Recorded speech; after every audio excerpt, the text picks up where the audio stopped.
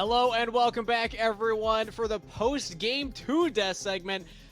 We'll see if it keeps going, because 100 Thieves Academy are looking to speed run this winners bracket finals. Already 2-0 in the series here and looking dominant in both games. Team Liquid Academy did fight back a little bit harder this time around, though. So Cage, right off the bat, again, since we're learning what this new look for Team Liquid will be, kind of summarize what we've been seeing, some trends that we've noticed between games 1 and 2. So still favoring a lot of objectives, Team Liquid Academy are really coming into this. They make some early plays that are really nice, especially between the 10 and 20 minute mark. You feel like Team Liquid Academy is building up steam. They're finding the picks that they need, but it's not enough. 100 Thieves Academy just slap back. They find Chad, they find Boom, and everyone just has what they need in order to get this play. And especially this one, I love the depth. Yeah. Just a bad rotation from Team Liquid Academy to get caught out by the three-man squad of 100 Thieves. I'm just noticing, in the moment, we were wondering why were Jan and Ayla going up that way, but they had the scuttle and it just expired, and the Bard portal went around it anyway, so that was actually pretty creative from 100 Thieves.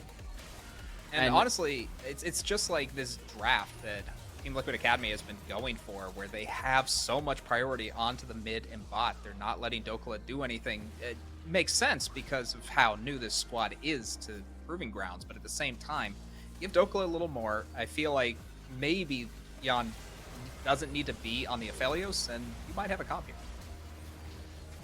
And I think that, you kind of hitting on the first two drafts here for Team Liquid.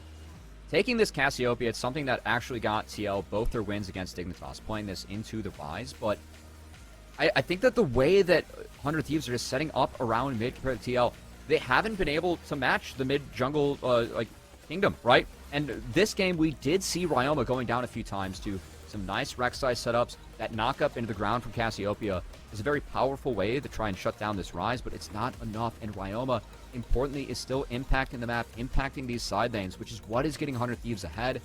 And also, I just want to give credit to Gamsu, who I think really kind of unsung hero in this game. I'm excited to kind of break down the way that 100 Thieves actually played with and around this Shen, because their ability to find the timers on the TPs and also punish the timers on the flashes, these two immobile 80 carries from Team Liquid, were just too good from this 100 Thieves Academy squad, and that's really what got TL in the hole and really what made life hard on them throughout this game. Gamsu didn't die, Luger didn't die. I mean, it's a Shen and an Ezreal, so defensive picks, but I mean, the impressive performances just keep coming from 100 Thieves Academy. And I mean, even Chad stepping up here, we talked about him in the pre-show, stepping into Kenvy's shoes. Maybe the most hyped up jungler that we have in Academy. And 6-1 and 14 on the J4 into the Rek'Sai. Now, obviously, we kind of had thoughts on the Rek'Sai pick as well, the priority on that pick here. But I want to give props to Chad, too. If we're going to give props to Gamsu, give props to Chad, the engine of this team that keeps driving them forward here. And Team Liquid, I think we're starting to realize just how impactful Jenkins has been on the map, kind of to Cage's point that you had before. Play through Dokla a little bit more. We know that Team Liquid are a team that's comfortable playing through a top laner. Dokla is a player that you can look to play through, but so far they haven't quite been enabling him as much as they used to with Jenkins. And that makes sense, I would think. Just, again, it's a new team, and you still have to find that, rhythm. But unfortunately, we're in winners finals. This isn't the place to be testing that out. Maybe this needed to be talked about a little bit more within Team Liquid. I'm not sure entirely what happened there, but this is not the team you want to bring to this game. Well, we already set the stage that this is a new look for Team Liquid Academy. Obviously, these are two subs coming in the winners finals. It's not an ideal situation for a roster to find themselves in, so hey, they got to find a way to make it work here going into Game 3. But before we get ready for that, we're actually going to break down kind of what 100 Thieves were able to do with their unique draft here. Cubby, there was one thing in particular you're excited about, which is how well they were able to set up for these cross-map plays as we take a look at this replay. And this is all based on Gamsu and Shen. So Gamsu's going to go for a very heavy trade, get help from Poom trying to kill Dokla. And this play, it gets Dokla's flash. Dokla ends up getting out. But because Dokla doesn't have TP up, and because of 100 Thieves' ability to play with Shen, this is something where this is a cross-map play made as a team. So you can see Gamsu just trying to punish this matchup. At this point, he has Bramble Blast and Bomby Cinder, so it's okay for Shen. A pick that's just very good at neutralizing Camille. So they force Dokka to base. Gamsu from here, they go straight for this play in the mid lane. And look at how aggressive Chad Jungle plays this one out. They know that Harry's up. Yes, they saw Inori cross into the river there, but they do not care. They know that they have numbers. If Shen is able to port in, Dokka cannot respond because they just put him in the base. So they just go right onto the Cassiopeia, who doesn't have flash, throw her in the Cataclysm, and they win out huge on this play by just using the fact you get extra timers with things like Stand United, and they are able to punish Team Liquid very hard across the map. And Team Liquid, I think the theme for this has just been they haven't been able to keep up with the pace. They're finding a couple nice plays to punish Rise mid, but these cross maps from 100 Thieves are too good, and we see this later in the game when they pulled it off again here. I mean, honestly, this mid lane play was what broke open the game for 100 Thieves Academy. It looked like it was going back and forth, even in Team Liquid Academy's favor, but because of how little you can do with this composition against Chad specifically, Team Liquid Academy, it wasn't yawn, it was more like yee off. You keep thinking that you need an AD carry here in order to do things, but he gets dived on. He needs to flash away. He's suddenly back, and now going into this fight, you don't have a means of actually dealing damage. You have Yan hitting Poom at this point, and that's all well and good, but the rest of Team Liquid Academy is in against 4 members, and Luger on the back, it's free. It's literally free real estate to go in, land some Qs, and get an ace. Man, when I said that you got to find a pun somewhere in there, Cage, I didn't realize that that's how direct you're going to be with it. But that does lead into that point as well. The draft from Team Liquid Academy, they're now 2 games in onto this Aphelios, hard focusing this champion for Yan. That kind of leads into my next question. Is it time to drop the Aphelios? Is it time to just say from Team Liquid Academy's standpoint, look, this isn't a pick that we're finding the right drafts around, or do they double down on it and just make sure they actually get a composition that can fully enable and utilize this Aphelios? Cubby, I'll give this one to you to start us off with this kind of thought process. Again, from Team Liquid Academy, coaching perspective. I mean, I think that the Aphelios Braum, like, it's playable. I think that game with the Cassiopeia, when they were playing the Cassio to success, they were combining it with things like Jarvan, like Trundle. You could play the ground off of Inori, of course, specializing in Rek'Sai, champion that's very volatile early, and it is very good to set up around mid lane. They were able to find success on Ryoma, but they weren't ever able to snowball that into more. And I think that's where Team Liquid just aren't taking the steps that we're used to seeing out of this squad. And I mean, it's a tough ask for both Inori and Dokka to step in. They're players that have proven that they can play up to the caliber of play, but it feels like 100 Thieves setting up with these semi-globals, their ability to just pull off plays whenever they want and kind of punish the downtime of Team Liquid. They're not playing defensively enough around it. 100 Thieves are snowballing the game hard off of this and making life very difficult for TL to play out this Stover style where they're just going to look to, try and 2-minute gank mid, was what we've seen in the first 2 games. I want to see something different. I know that Harry's been a big carry, but he's also been really good on champions like Lee Sin, like LeBlanc, where he starts to take more of a supportive role in the mid lane. And I want to see Team Liquid still switch that up and play towards Dokka. I know it's tough to neutralize Gamsu, but they've been blinding Camille and kind of leaving Dokka on an island to try and punish Ryoma mid. I want to see them deny the rise, try and play through Dokka, get rid of those cross maps, try and slow down this game for the side of Team Liquid, and make sure that top lane Camille gets ahead, because that hasn't been the case in the first 2 games. And I think that switching things up like that might be a better formula for Team Liquid to try and slow down this game and try and get their big carry in the top lane going. All right, now for my favorite death segment, Gage, how do you want to follow up on that breakdown and analysis from Cubby? What else? What did he miss? Anything? No, I mean, I agree that Cassiopeia Braum is a really strong sort of combo that they can get going for Team Liquid Academy. I just want to see that paired with a little more disengaged. You had one jungler that can't see very well. Now you need another one that can't see very well. Maybe that's where the Lee Sin starts to come in. And it can be played mid. Like, yeah, Avery has played it this tournament. Yeah. But I love it on the jungle. I really think Inori would succeed with this. All right, well, let's see what Team Liquid Academy's response is. Of course, now we're getting a feel for how this team plays with the new top lane coming in here, and so far it has not been enough to get a game off of 100 Thieves Academy. We'll send it to a short break here before we're back with Game 3, where the Tigers and Joshi will take it away.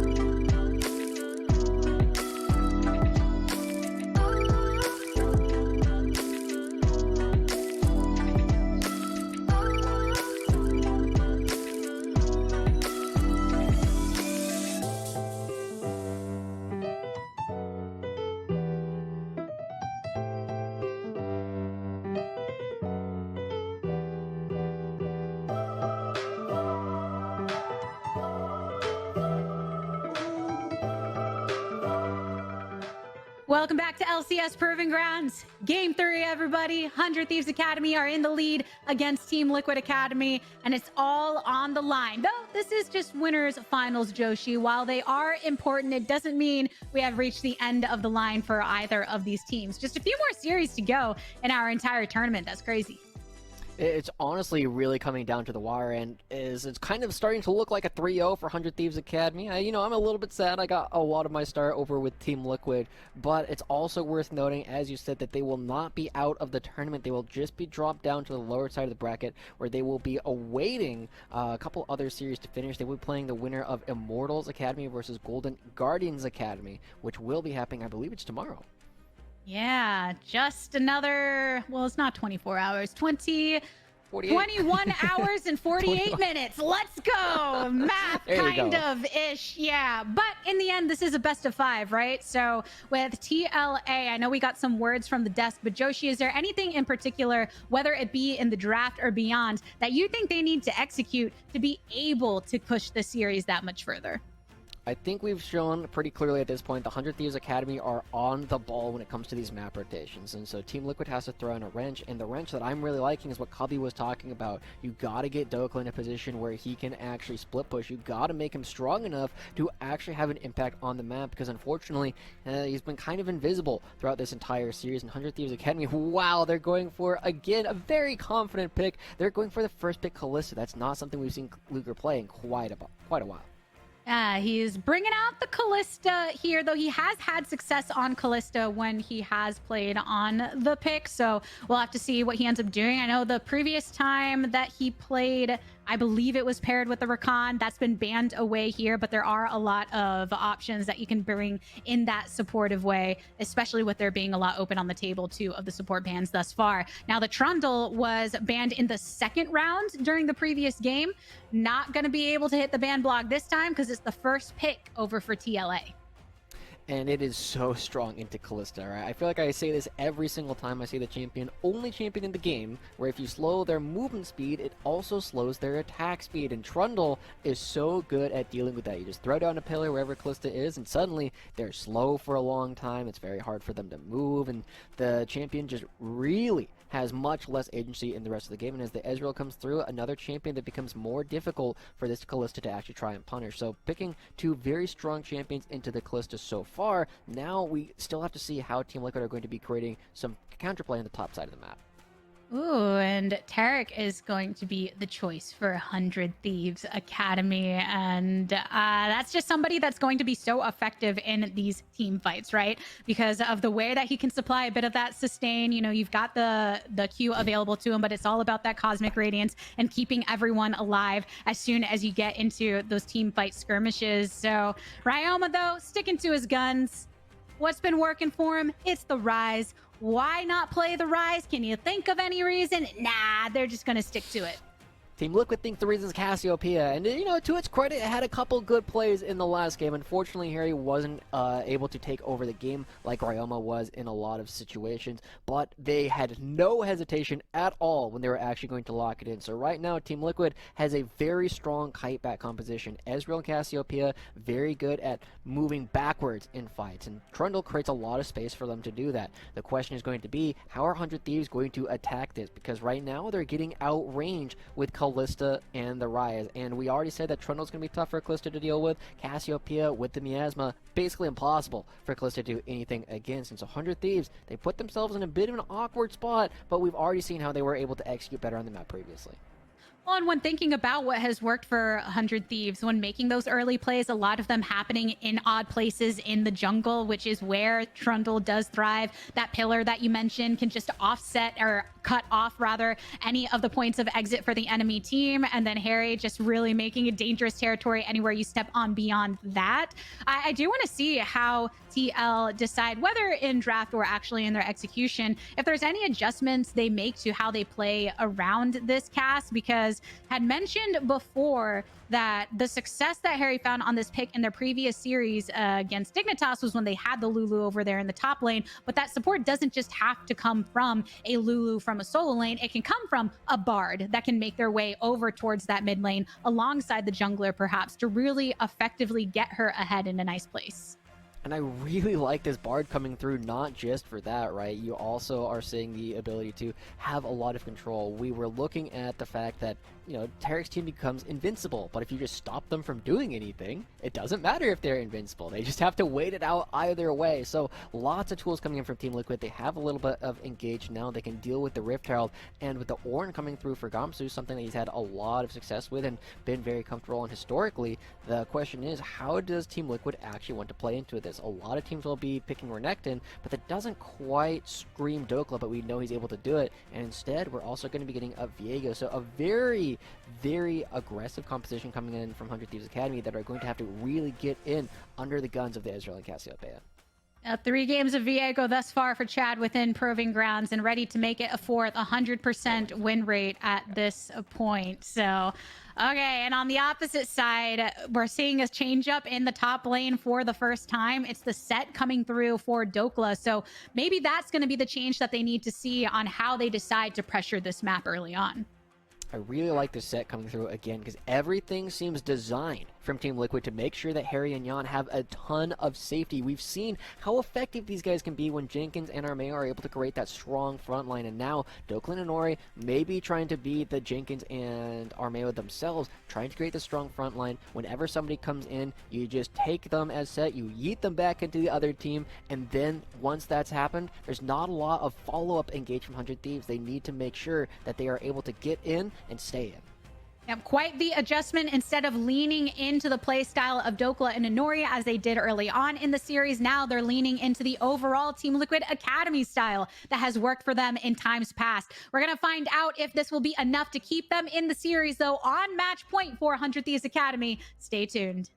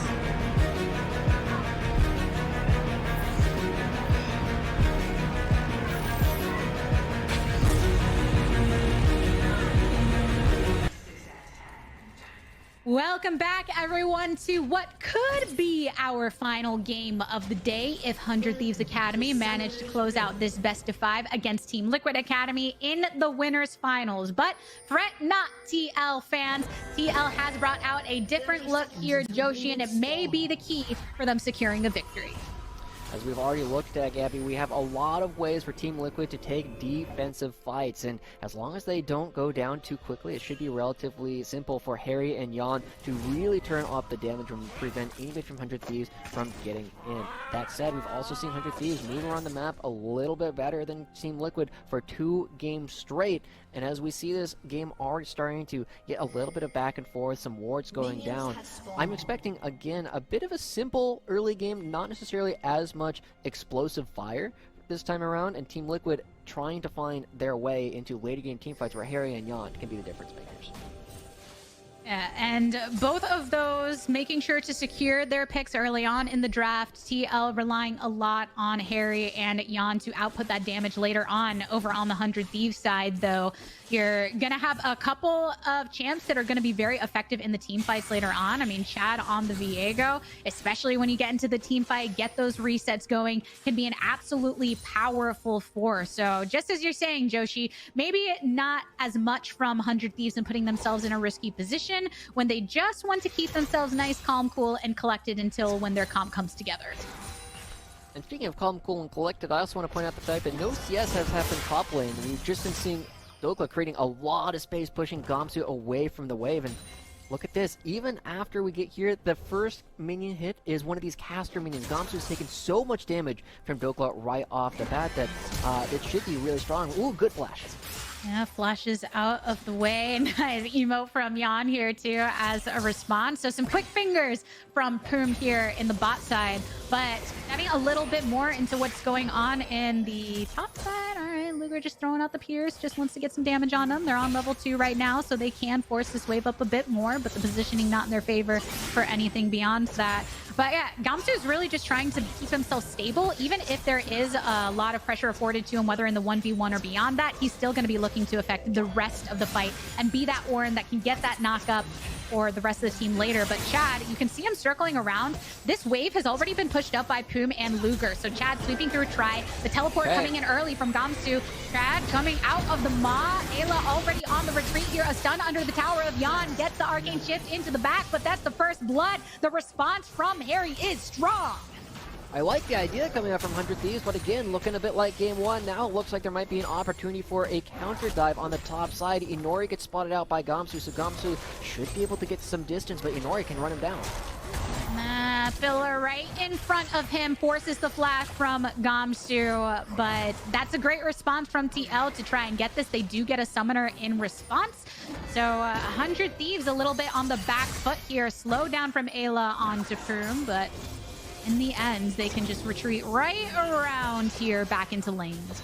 And we have to note the fact that while the bottom lane play went well for Team Liquid, they were able to get a kill. The top lane is also hard winning. Dokla had prevented Gamsu from getting more than 3 CS by the time Gamsu actually had to back away. And hey, there's another flash. Flash forward from Luger gets a lot onto Jan. Jan has to respond by arcane shifting away. Dokla TPing into the fight. Poom, no mode of escape for him here, so he will have to fall. Both of the sums used the flash earlier, the ignite then. Dokla continuing in pursuit of Luger.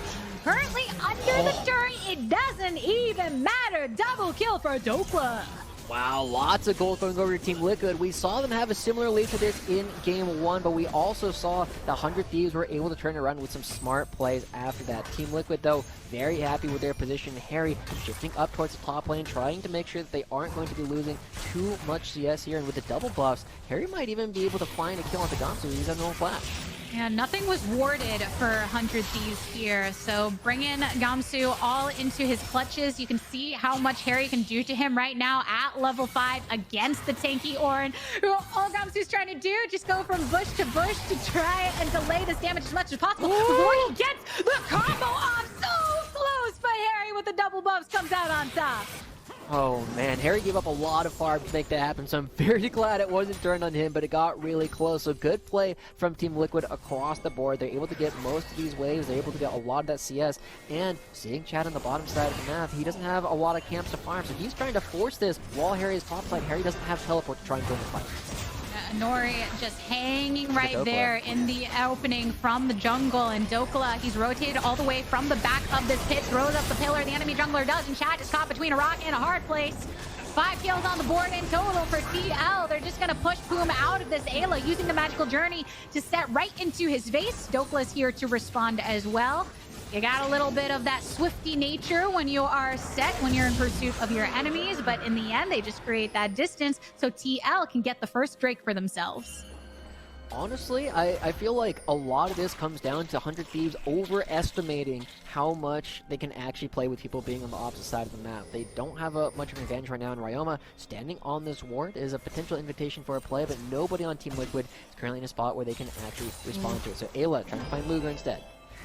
And Luger retreating back towards Poom, even goes on the side of the Cosmic Binding, but it's Yom that's actually getting pushed back onto right now. Poom pushing right into his face. Ayla still healthy and alive, but in the end, he's a bard, so he's just going to clear this out a little bit. This was effectively started by TL, but some great footwork from Luger.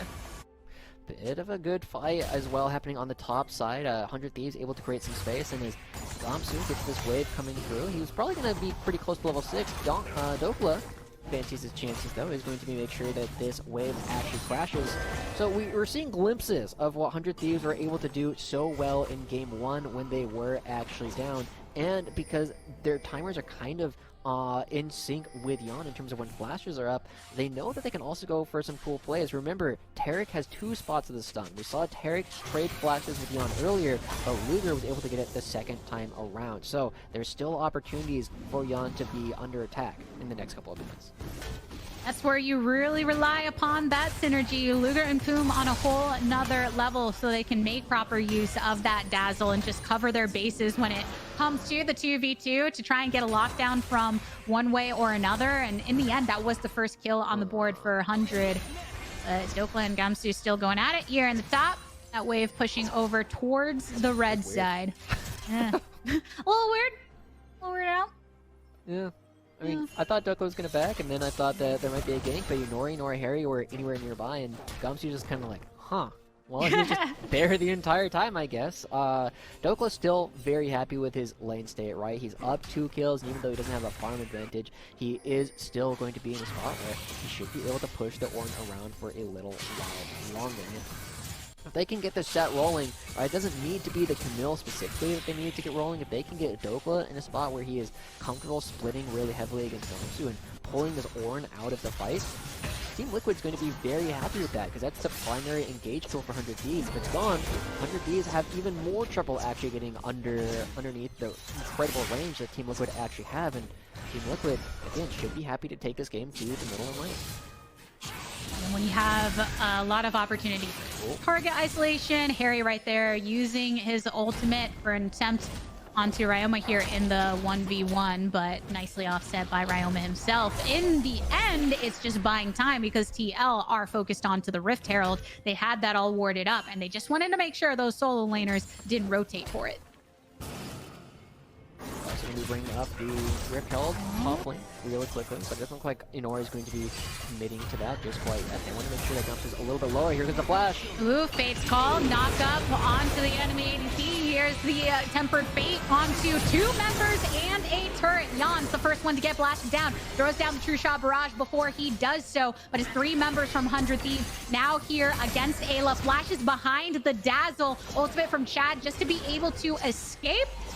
And it's Ayla that falls. 100 Thieves, we saw it in game number 1. Even when TL get quite the hefty lead, they find ways to bring advantages for themselves. You can tell 100 Thieves put a lot of work into these bottom lane dives. That was, you know, very clean. They were able to make it work, even despite the fact that the ultimate Bard got a lot of space for Yon and Ayla to actually stay alive, but it's getting traded back at the same time in the top slide. So as we take a look at this, watch how they actually juggle the turret, and how much time they actually spent under the turret, not taking any aggro, right? So even here, because the turret's not doing any damage, it's not stacking up, it's not getting more damage, and here, once they back away, they just go right back in. Nobody's taking damage from the turret just quite yet, and finally, here is when they start taking damage. Chad takes the first shot just by getting the auto down, and suddenly, Poom was able to walk under and take the rest. So just great play. They clearly put a lot of work into it, and it's getting them a little bit of gold back up. The answer from TL, they take down that top turret. Shelly also gets a charge into that tier 2. But on that note of the practice they've put in for the dives, one of the things I always enjoy when looking at the teams here in Proving Ground, specifically the Academy teams, is you notice a lot of similarities between the execution of organizations in general. We talk about how Ayla has some ways that he plays that are likened to Core JJ, a lot of practice between both of those rosters, and 100 Thieves, when looking at the LCS roster as well as the Academy roster, spend so much time being able to execute dives very effectively, juggling that aggro, making sure that they have the composition set up for it. So it's kind of one of those specialties that makes 100 so fun to watch, because you never know when they're going to be able to go for a play in one of these lanes. But it's TL getting a Drake for themselves. So in the neutral objective game, TL's coming out on top. And it might be Ayla coming out on bottom, but nope, he's got the magical journey for an escape. A little bit bold going for the check into the Tri-Brush, but I do like the point that you bring up. Obviously, these guys are sharing staff with the LCS team. They get a lot of overlap. They'll have some time to work with all the other players, and figure out different matchups. So you do tend to see a little bit of similarities between these teams, just in the things that they are going to be working on. So now, Chad, again, looking for a bottom lane play. Jan doesn't really... Uh-oh, Jan. Look at everything that's landing on you. Boom, Chad and Luger are here for the party, and they've rescinded your invitation. You were trying to crash, but you're not allowed in this bot lane. Plates are still up on these turrets with 2 minutes to go before those plates fall, and 100 Thieves are trying to take full advantage of it on the bot side. So it was looking like a 2,000-3,000 gold lead earlier in favor of Team Liquid, but now it's just over 1,000. About 1,300 currently in favor of Team Liquid, and as another plate goes down, it gets even closer on the bottom side. So this Kalista, while it struggled early on in the game, is now really starting to take over in a lot of ways. It's 40 CS up against young Ezreal, who we were praising for their consistent play, but also part of why we've been praising Luger so much as they look for a potential fight. TLA has Harry and Inori here for the follow-up, throws down the tempered pace to get the lock onto Gamsu, flashes over the wall, but Chad and Ryoma still under the security of the turret. Chad in a small pursuit, but in the end, it is 4 members of Team Liquid that are in the vicinity. Jan focused over on that mid side just to keep pushing up that wave. Turret goes down in the bottom lane. You know, Team Liquid don't need to play around it. It is still just an opportunity to get Kalista way far ahead. And we all know if you can get a Kalista really strong early on, it becomes very difficult for Team Liquid to actually play against them. I think we've already talked plenty about how much Team Liquid have in terms of counterplay for the Kalista, but at a certain point, she's just able to kind of stat check a lot of these champions.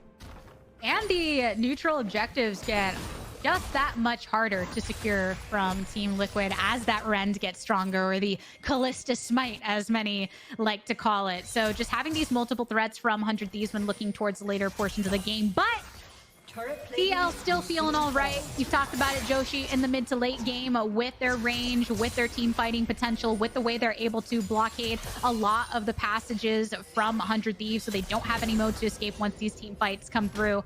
But just a lot of strength on both sides. Yeah, 2 levels Dokla over Gamsu right now, and Gamsu, he knows that he doesn't win the 1v1, but he doesn't need to when he has so many friends around. Now, Call of the Forge God is answered by the Showstopper. Dokla still thinking he's in the 1v1, but Luger and Boom have come to party. Tried to throw out the Haymaker, but it can't keep him alive. That's the kill going on to Luger, and feeling pretty good about it. 5-5 on the kill board, which is quite the difference when you look at the earlier portions of the game. It's a shutdown as well, which is going to really help fix the fact that Team Liquid are getting a lot of damage here on the bot lane turret and zoning 100 Thieves away. They cannot walk up to the structure, and that does mean that it is going to be going down. So, small win for 100 Thieves, but it is still a bit of a larger win coming out for Team Liquid. They get the map control that comes along with the turret, as well as the fact that it's just worth more as a team for the moment. So, now we start paying attention to where the dragons are coming through. 2 dragons have already gone over to Team Liquid, and now with an Ocean Soul on the map, we're going to be paying a lot of attention to when and how they're actually going to be setting up for these dragons. Because if Team Liquid is able to get the Ocean Soul and survive the initial burst coming out from Luger, from Gamsu, it becomes even easier for them to play out these team fights that we already said should be something that they should be excited to take. Just so much more difficult for Dokla and Inori to get killed if they get to that territory. So 100 Thieves, I think, very aware of the threat that can potentially mount. It's when you're at this true 2 dragon stacking point, it's really where the opposite team has that decision to make, because that's not as much of a threat as on its own, but wanting to make sure that you don't get to soul point for TL, because then you're forced into the fight on that side in a lot of cases, unless you just want to give the soul over as a main objective. But 100 Thieves, seeing where they can create their own advantages. That's a tough one to try and give over, Gabby.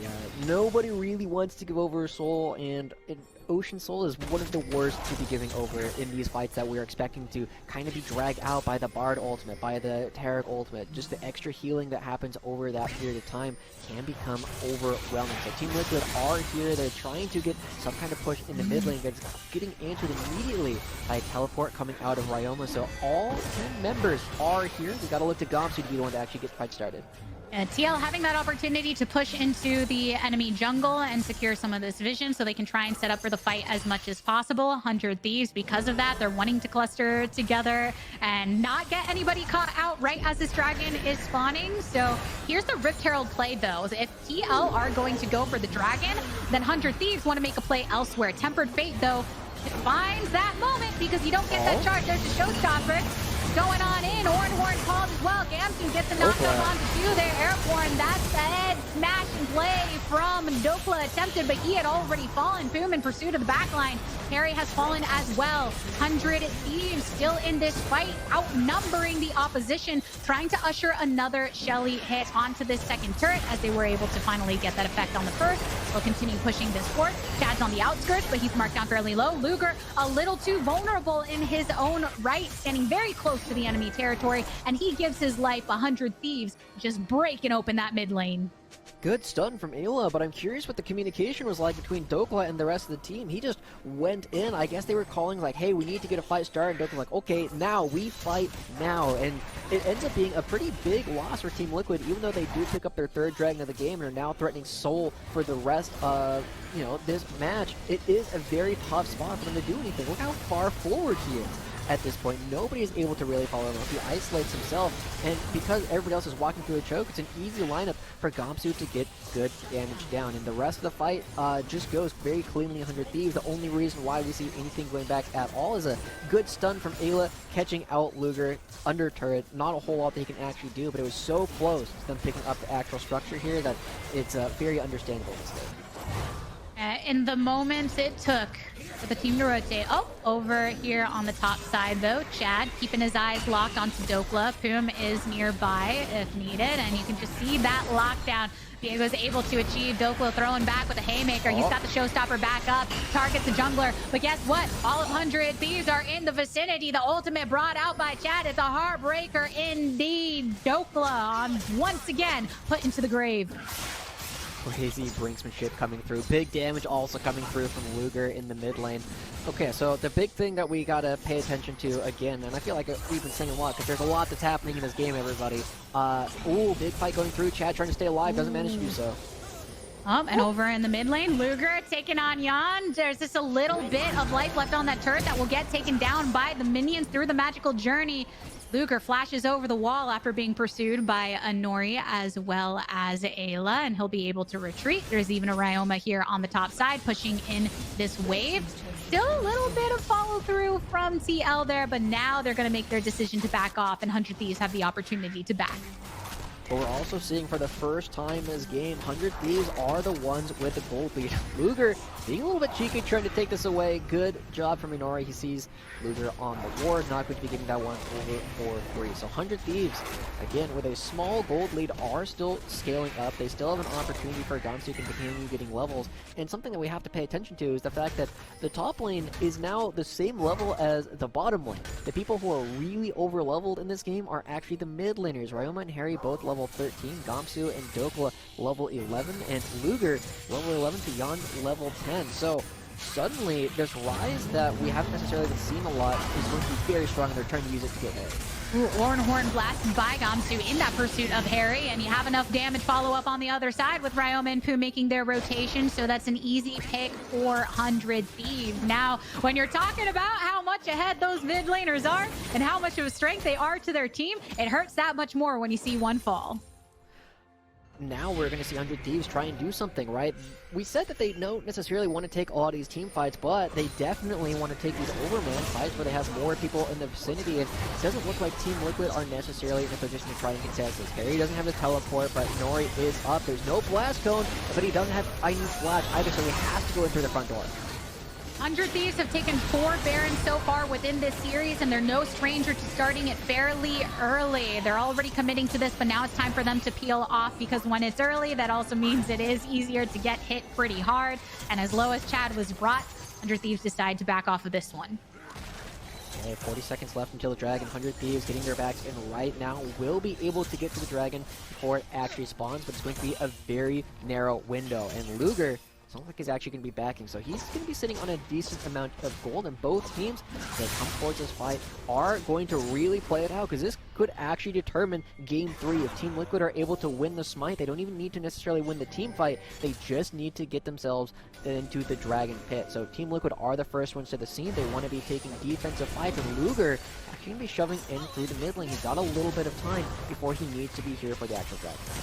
And when you compare this Dragon fight to the last one, 100 Thieves had Shelly last time, so they could throw that under the mid lane. This time, that's not going to be the option. Team Liquid more funneled towards that Dragon side. Tempered Fate thrown out. The Horn has been called. Gamsu gets it onto 2 that are airborne. Kroom activating the ultimate for a bit extra of that sustainability. Team Liquid deciding to focus onto the Dragon itself. They secured it. That is soul for them. 100 Thieves, Kroom having to flash out of this. TL, they want to keep going in pursuit because Ryoma is pushing over in the mid lane. There's a little bit of a wave there for him to get that ushered onto that turret. And now with the magical journey, TL escaped towards the Baron side. They've arrived to the objective. They have vision secured, and 100 Thieves are in position to try and make the play of whether they want to collapse upon this or not. Chad is still down. He cannot get to this fight in time. Team Liquid have the numbers advantage. Gamsu's on the outskirts, but he alone cannot do anything. And instead, 100 Thieves, they back off. But TL, they've got the Baron buff until Ryoma going in the direction of the red side. Flashes to the side. There's the showstopper onto him. The rest of the team has to follow up damage, and now they can turn towards Kroom, Luger, and Gamsu alongside Chad directly in this mid lane. It's a numbers advantage, but in a different way this time, as the junglers to the fight for 100 Thieves, but they are absent a mid laner. So TL feel great about the pressure they can apply onto this turret. Team Liquid now in firm control of this game. They have the Baron, they have the Ocean Soul. They're going to be getting multiple structures here in the mid lane as Ryoma is dead. Tanking up so that the minions can get underneath. And look at this, Gonzu still doesn't have ultimate. Do Team Liquid want to pick up the inhibitor? They do, and it's going to be very, very difficult at this point for 100 Thieves to try and mount a comeback. They did an admirable job getting themselves back to a spot where they could try and contest the Ocean Dragon, but they just fumbled the execution there. And now Team Liquid firmly in control of the game for the first time this entire series. And hey, we might actually have, as I know Emily Rand, you always love, a series on our hands. Yeah, we might, you know? Everyone's favorite phrase. But this was TL right over from the Dragon Pit trying to go for another one. Yeah, Chad, I mean, look at how difficult it is for 100 Thieves to actually get in. He has to use the ultimate to not get hit by the actual Tempered Fate, and at that point, doesn't have any tools left to keep himself alive. His invisibility doesn't come online fast enough, and he just gets focused, and it becomes so difficult for 100 Thieves to actually go for some of these fights, right? They have to get underneath the range, and Team Liquid are never going to try and let you, so easy play coming in from Team Liquid. As long as they're at objectives first, 100 Thieves don't have a lot of easy tools, and while they try and make individual outplays, they might just be too far behind at this point for those to matter. And running into that trap, when you see the enemy team going for Baron, you approach them. You can't do anything about it, but there's also no other objective for you to go towards. So 100 Thieves being a little bit scattered on the outskirts for TL to be able to turn that around, to get the kill into Ryoma, continue pressuring. That's how they got that inhibitor. And now down in the bot lane, they take another turret. They're just going to usher this way forward. Ryoma and Dokla, the only ones standing over in that top side. Both of them have TP available. It's Gamsu throwing down the Horn once more onto the enemy Cassiopeia. Tempered Fate for 2. Grounded as well. Now the teleport is being answered here on 100 Thieves side. No one has fallen just yet, so it's the timing that you're waiting for. Teleport coming in from Dokla as well. The back office Boom has already used his ultimate, one of the strongest ways of sustaining them in the middle of the fight, and they can't offset this power anymore. So Team Liquid force them away from the turret, get another one for themselves. This will be the second inhibitor that they're able to drop down and keep issuing forward with this Baron push that has been oh so hefty. Okay, I mean, we saw Team Liquid. It took some time to get to the spot, but they understand the composition now, and it's so easy to play with an Ocean Soul. They got multiple inhibitors down. We'll see if they can end the game. A slight stun onto Luger on the opposite side, but there's not enough follow-up, and then even Gamsu getting marked down low after getting hit by the Petrifying Gaze. Harry, a kill onto the enemy jungler as well as the top laner. Double for him, Now 100 Thieves, the remaining 3 members, they have to stick themselves towards that fountain side. Pillar to slow down Kroom, but Team Liquid, they focused onto the turrets. They're focusing onto the Nexus. There's not much that 100 Thieves can do. Can they try and blast it back? But no, they lose out on their ADC Temper Fate to prevent Ryoma from ushering back into the fountain. And instead, it's Team Liquid that wipe out the entirety of 100 Thieves and return the favor that 100 Thieves threw in their face in game number 1. Said, we can stand right around your fountain too and have a good old time. We have ourselves a series, everyone. We'll kick it to a break, and on the other side, it's game number 4.